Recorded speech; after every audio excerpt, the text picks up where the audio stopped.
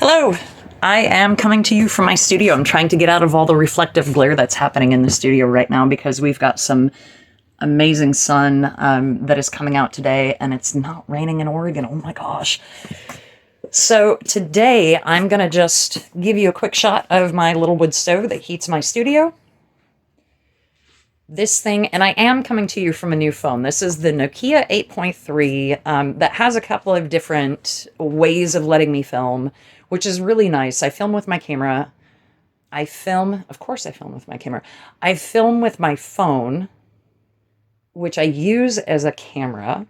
I don't want to go out and buy a camera for this, for YouTube or for anything. Quite honestly, it's just more technology for me to get really frustrated with. So I got a Nokia 8.3. I've been a fan of Nokia for a long time. I'll do a review on the phone after I really get to know the phone. But for today, I wanted to show you the little wood stove that heats my studio. Now, this space is pretty well insulated. As I show you here, it's got a high ceiling. I think the ceiling height at the highest point is 17 feet, 20 feet, somewhere between there. So it's 17, 20 feet. And then it comes here to a point at about 8 foot high here in the back. The ceiling is very well insulated. It has the fiberglass batten. I know that this is J&M. I don't know what R rating this is. I believe it's like R18 or R19 or R20. It was a higher rating. It does this J&M batting. If you're looking to insulate your studio or outbuilding, actually is a pretty good insulation. I've noticed a huge difference in the heat that is kept in my studio when I work on jewelry and stones. But the studio itself is got a high ceiling. It is about 19 feet wide, 16 feet wide, and about 22 feet deep, all the way into the back into another little shed that's right back there. And so I'm not heating that big of a space. And so what I did was I found this little booger. I went to a local metal scrapping place and found a drum. And I cut the drum. So the drum was probably about yay in distance. It stood probably hip height. And so I cut the drum. I used the other section of the drum actually for I don't know, I've got like a outdoor burner out there. So the drum is actually serving another purpose, the other spare little chunk. This section of the drum, though, I went ahead and just welded the head back on, cut a box, and I did use a pretty thick metal for the door.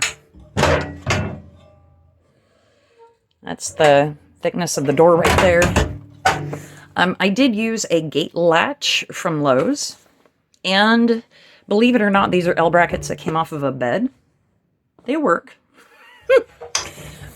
That just latches it closed. When I first fired up this drum, I covered up this little guy here, and I covered up this little guy down here for extra air. But what I found, though, when I first fired this, and this is a 4-inch exhaust that I have here, and it is piped directly out of the window. I'm having a hard time with the sun being right directly into my eyes. That there was a lot of backfill because this guy wasn't heating up, and so the air actually wanted to escape out the easiest point of the wood stove. And so I've realized that when I do start this, I actually heat up this portion of the elbow so that it will help draw the draft, the smoke, up and out through the window. I don't know if you can see it out there. There's the end of it. So this is my little homemade wood stove. It works just fine in this space. I would say it's probably a little small for larger spaces.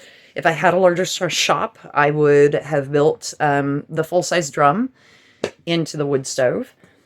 But this is it. So I will light it up here for you in just a quick second.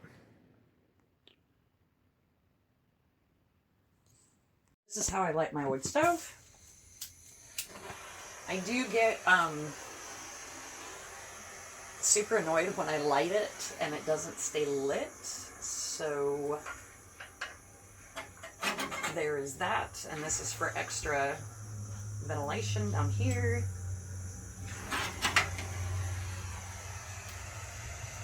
And there she goes.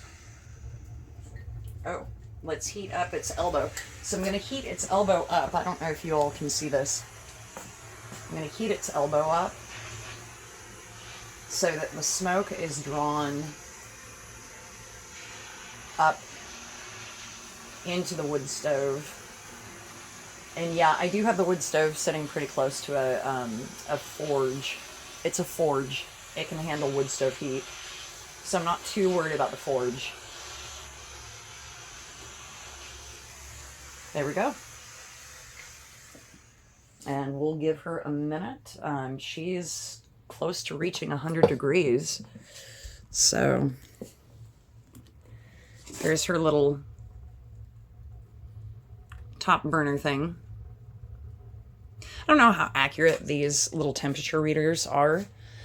But she does seem to do a pretty good job and heats up the studio. So I think I paid $5 for the drum.